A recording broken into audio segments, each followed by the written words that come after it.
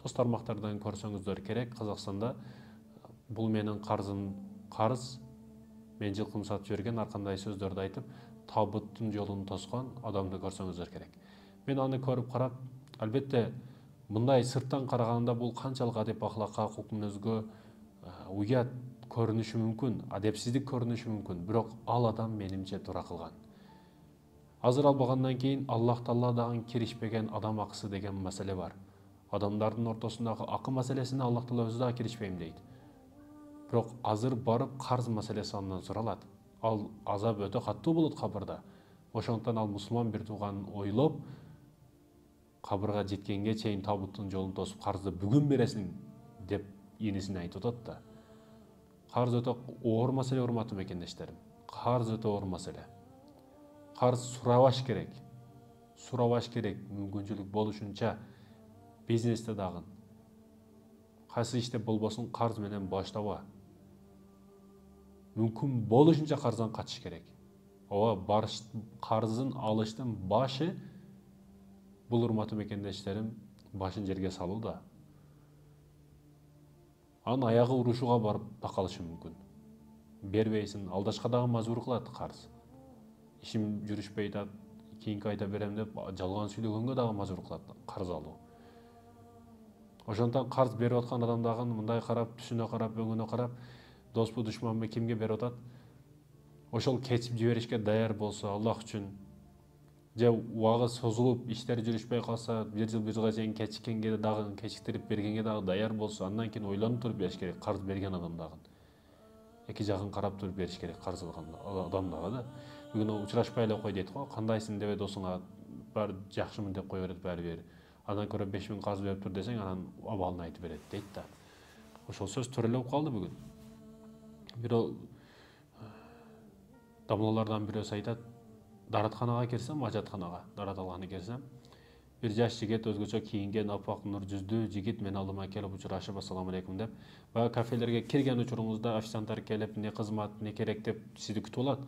Ошондой жылуу жүз менен, жылмаюу менен. Ошол сыяктуу мени келип күтүп алды, өзгөчө бир нур жүзү бар жигит, жүрүңүз, сизге сөзүм бар деп сыртка алып чыкты.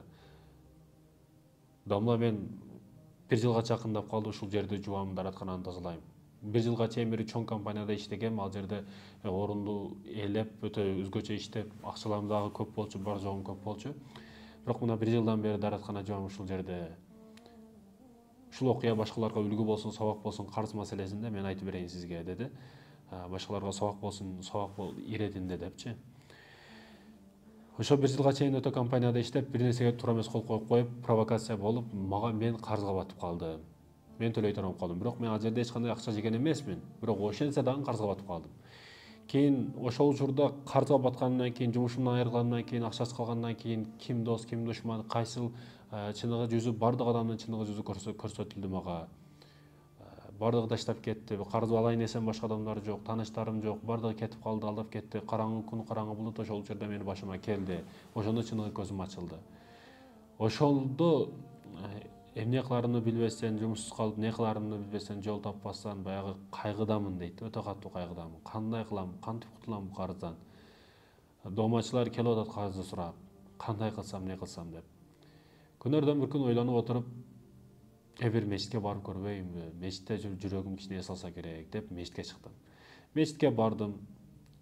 Эски китептерди кармадым, намаз окуу китептери бар экен. Аларды кармап, кичине окумуш болуп, ал жерде мечитте кичине зикир кылмыш болуп, эки жакка басып, даратканага дагы баргым келди, даратканага бардым.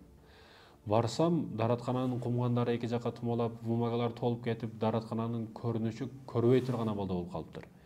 İçimden ıhlas kıldım, kavuşunu bir tazalap juvayınчы dedim, dagы тазалашты убарга кылышты баштадым, комуңдарды өзүнө ордуна коюп, бумагаларды таза тартиптеп жазып, бир нерселерди жазып, оңдоп, дараткананы оңдогонум сайын, тазалаганым сайын жүрөгүм ушунчалык рахат алышты баштады. Баягы орозодо чаңкап келип суу ичкениңде кандай рахат аласың, ошондой рахат алып калдым дейт да. Андан кийин бүрс күнү дагы ошентип келип жуудум. Черезин ошентип жуушты баштадым. Кийин күн сайын келип дараткананы, ажаткананы жууа турган болдум. Өзүмдүн күнүмдүк тартибиме айландырдым. Молдокелер дагы келип жууганга болбойт, башка дейт, мен жуушум керек деп, акыры молдокеге да келип, мен жууайын ушуну. Акча үчүн эмес, Аллах үчүн мага бериңиздер, мен ажаткананы жууайын дедим дагы. Алар да дагы мешіттерде дагы молдокелерде акча жок, башка жок. Макулана деп 100% макулдугун берип, ошол тараткананы мен өткөзүп берди, мен жуа турган болдум, тазалай турган болдум. Күн сайын жуам, тазалайм. Бирок карыз берген адамдар, провокация кылып, ар нерсе кылган адамдар келип, үйүмө келип ызычы кылып карыз бересиң деп, анан мешитке дагы келе турган болушту. Бир-эки жолу молда эки өз ортого түшүп койгула деп, мешитте ызычы кылса болбойт деп кетирип жиберди аларды. Экинчи жолу азанчы кетирди. Келип эле ызычы кылышат. Сен не мешитке келип жашап алсам, мешитте келип туалет жуусам, карыздан кечип берет, ырайымы келип деп ойлодуң беле? Жок, карызды баары бересиң деп, баягы дооматчылар доомат кылып карызды бересиң деп ызычы кылышты токтотподу. Мынакей 1 жыл, 7 жыл, 7 ай, 1 жылга жакындап калды. 7 ай, 8 ай болгон учурда күндөрдөн бир күн баягы дооматчылар дагы келди. Келип карызды бер, акчаны бер деген учурда молдокелер дагы чогулуп, башка адамдар дагы чогулуп калды. Ошол учурда намазга кирип кеткен бир содагер адам бар экен. Содагер адам намазга кирип, кайра чыгып аткан учурда ызычуу дагы көп болуп калды. Көп болуп, молдокеден сурадым, эмне болуп атат бул жерде? Ушул биздин дааратканабыз жууган 1 жылдан бери акча албастан биздин мешитибизди тазалаган жигит. Бирок мунун кичине карызы бар экен, карызды доомат кылышып, мындай ызычы кылышып атат деп. Канча карызы бар экен? Мынча карызы бар экен.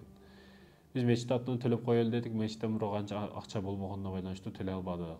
Жүрүңүздөр анда, ким карызы болсо бардыгы жүрүңүздөр деп машинага алып барып, канча карызы болсо бардыгын тык төлөп берип койду дагы, мени карыздан халас кылып койду.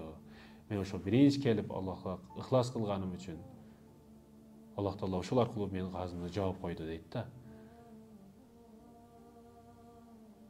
Урматтуу мекендештерим, карыздан абайлаш керек, этият болуш керек, коркуш керек карыздан.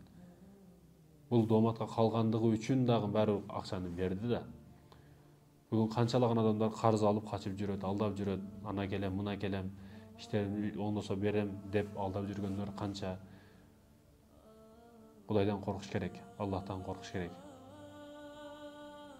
Карыз алып жатканда, урматтуу мекендешим, кайтарып берем деген ниет менен алсаңыз, албетте кайтарасыз. Аны шарик кылам, шарт этем, башка кылам десеңиз, анда өзүңүз эртең шаригиңиз чыгып калат. Шаригиңиз жарылып калат. Ошого чейин ойлонуш керек, угунуш керек. Карыз маселеси өтө оор маселе, урматтуу мекендешим.